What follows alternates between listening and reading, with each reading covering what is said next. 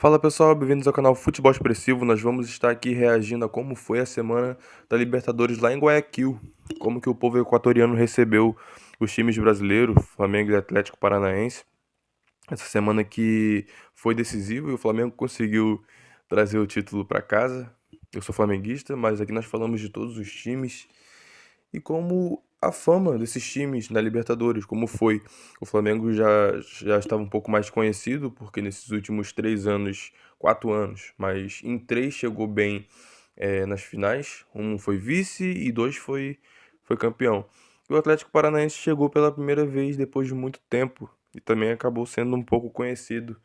Os torcedores de Guayaquil não conheciam e fora a agitação dos torcedores que viajaram daqui do Brasil para Guayaquil. Vamos ver um pouco desses bastidores e como foi essa semana lá.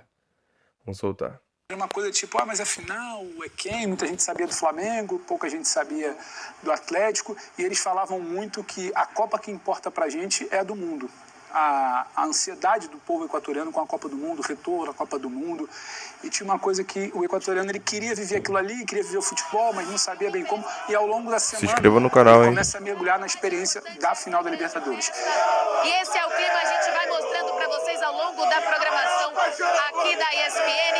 A torcida brasileira invadiu Guayaquil e os equatorianos estão adorando a festa. Então eles começam a viver a embaixada dos torcedores que o William cita ali na Orla, ali na Malecon, final da Malecon, turístico ali, que é quase uma fanfest montada pela Conmebol. Aquilo ali eu acho que incentiva muito. Tinha muito torcedor do Barcelona, alguns do Emelec, poucos de Flamengo e Atlético ali. Era muito equatoriano. Eles começaram a ver o ambiente da final. A torcida, os equatorianos. Muitos. Sim, a quem vas a apoiar? Flamengo! Flamengo! Flamengo! Flamengo! Mengão! Eu vi muito assim, Paulo. O equatoriano é o que lhe cabe da final, Libertadores, é esse ambiente da cidade. Então ele queria muito receber bem essa final. Os jornais, desde quando a gente chegou, terça, vocês chegaram antes e tal, primeira página todo dia, falando da final. Primeira página todo santo dia, destacando a final.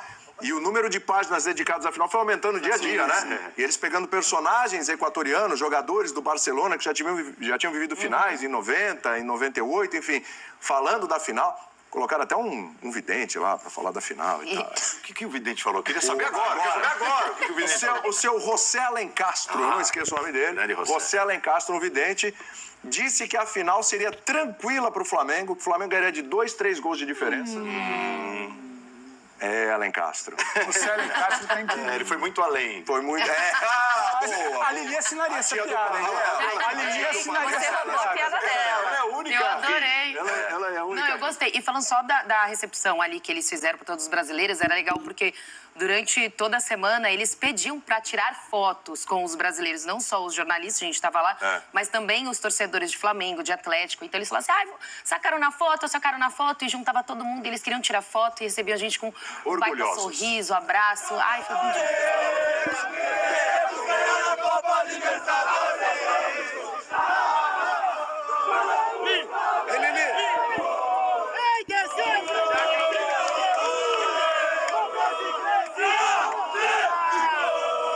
A sensação que dava no convívio dos torcedores brasileiros das duas equipes, diferentes equipes, é assim, ó. Gente, vamos nos juntar aqui porque nós somos vencedores, nós somos privilegiados e estamos aqui, até pelo problema com a agência lá, terrível problema, que deixou muita gente de fora e tudo, que marcou a nossa semana, o noticiário e tudo mais. Então, eu acho que vocês tiveram também essa impressão. A paz entre as duas torcidas, como deve ser, né? Teve um link, a gente entrou num link no programa do João, no SPFC, João Guilherme, que era um pai rubro-negro e um filho atleticano na chegada do Flamengo ao hotel e absolutamente tranquilo, menino de 13, 14 anos e provocando, falando que é da Atlético, a torcida do Flamengo tirando um sarro, mas tudo dentro dessa razoabilidade, dessa coisa de tem o querer ganhar, são dois rivais, mas para por aqui. Tem também um ambiente de festa. O filho virou atleticano, o que você deixou acontecer no meio do caminho?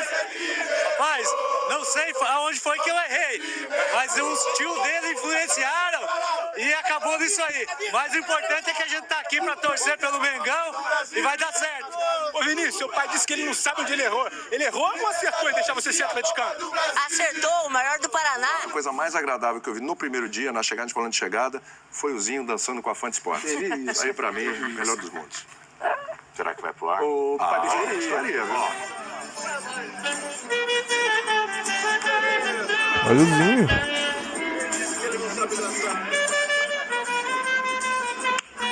Então nós vamos aqui para o nosso primeiro intervalo. Teremos rápidas substituições, tá? Porque aqui não há limites de paradas. Pedro Ivo, William Tavares, muito obrigado. Estarão aqui no próximo bloco Jean Oddi e Eugênio Leal. As duas continuam, tá? Lili, Lari, continuam. LL. Lili, Lari, continuam. Já voltamos. Estamos de volta, Ecos da Liberta, o que nos deixa de boas memórias a Libertadores 2022 e já pegando o bonde para 2023, Libertadores, Copa Sul-Americana, a nossa programação sul-americana será daquelas também no próximo ano, mas isso é assunto para novos ecos. Jean Oddi e Eugênio Leal agora nos acompanhando neste bloco. Capitão América, terceira final em Guayaquil, sua primeira vez na cidade? Na cidade, sim. Não no Equador, já tinha estado em Quito na final de 2008, né? Entre Fluminense e LDU. E em Guayaquil foi a primeira vez e curti muito, né?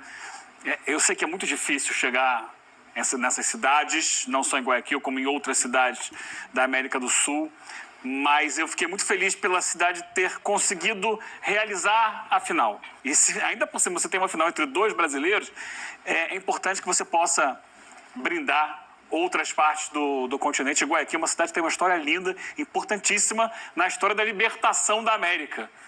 Inclusive fizemos várias entradas ali no Malecón em frente ao monumento ali do encontro entre Simão Bolívar e José de San Martín. O que tinha de Simão Bolívar na cidade, mas a estátua de Simão Bolívar, monumento em homenagem a Simão Bolívar, da Rua Simão Bolívar, Avenida Simão... Jean Oddi, me diga uma coisa, aí você vai fazer a final Flamengo e Atlético Paranaense.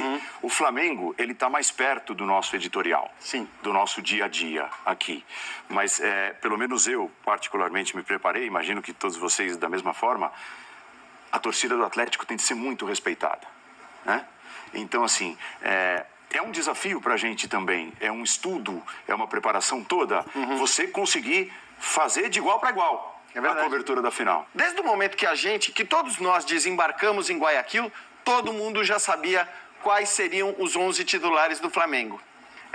Do lado do Atlético, a notícia era essa. Na verdade, muitas das discussões que foram travadas ali, muita da pauta da final girava em torno de qual vai ser o time do Filipão, né? Acho que falamos até mais do Atlético ao longo da semana do que do Flamengo. Exatamente, por isso. exatamente. E eu acho que foi muito interessante no fim das contas. A verdade é que ninguém acertou qual seria a escalação da final. Nenhum de nós e nem colegas de outras emissoras, de rádio, de jornais, porque ninguém imaginava Nem depois, os de Curitiba, na né? final, nem os de Curitiba, com quem eu tinha falado, realmente ninguém imaginava o time que o Filipão acaba colocando na final.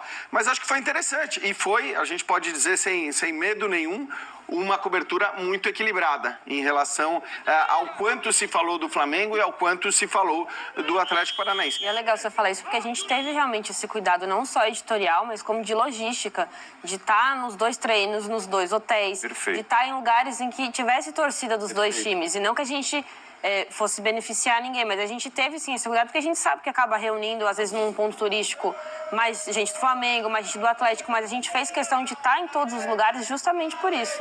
Eles estão tentando cobrir os dois atleticanos, como vocês podem ver. Mas eles estão firmes e fortes ali atrás.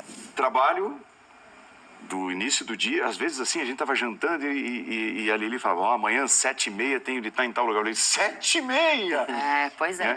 Ainda por conta do fuso horário, né? Então, pra gente acompanhar a programação daqui, a gente acordava cedo, mas muito cedo. Aí já ia fazer o link, aí depois colava um programa no outro, arrumava um tempinho ali pra almoçar, porque a culinária de lá é uma Lili coisa... sofreu, gente.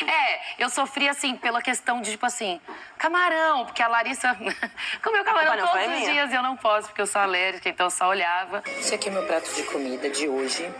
Esse aqui é um arroz com pimentões, sei lá o quê. E tem uns grãos que são, tipo, muito duros, sabe? Parece que não cozinhou, mas eu acho que é o objetivo deles, porque todo arroz é assim. Então, pessoal, essa foi a cobertura da ESPN para essa semana que foi decisiva para o Flamengo e para o Atlético Paranaense. Graças a Deus o Flamengo ganhou. Não nego que sou flamenguista. E foi muito interessante como a cidade com pouca hospedagem conseguiu receber essa final. Teve um problema ali com a agência de voos que acabou dando um boicote, não sei o que aconteceu.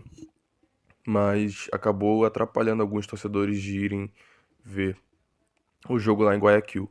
Eu fico pensando assim, por que não faz uma final em que uma final, se for brasileira, ser no Brasil? Porque você tendo 2 times brasileiros, você tendo 2 torcidas grandes no Brasil, faz em um campo neutro que dê para as 2 torcidas irem e faz a final lá. Por quê? Se você tem 2 times argentinos, faz a final lá na Argentina, 2 times paraguaios lá no Paraguai, e assim vai. Porque assim a logística fica bem melhor. Então, acho que a Conmebol deveria ver isso, porque o Brasil também faz parte da América. Pessoal, se inscreva no canal, ative o sininho. Só queria trazer mesmo esses bastidores aqui, desses momentos que ficam, ecos da Libertadores, que a ESPN vem trazendo esse quadro aí. Então, peço a você se inscreva no canal, ative o sininho. E é isso, pessoal. Tamo junto.